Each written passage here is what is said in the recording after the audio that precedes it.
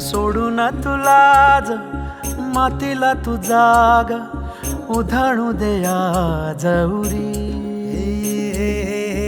उजाडू दे आज साकड हे माग होऊ दे पहाट नवी. आता होऊन जाऊ दे साऱ्या जगाला पाहू दे पडू दे पाऊल पुढं. जरी काट पाया खाली लाख येळा येऊ दे पडू दे पाऊल पुढं. मोठी लढाई र लढू मातीसाठी र गड्या मनगटाच जोर लावून.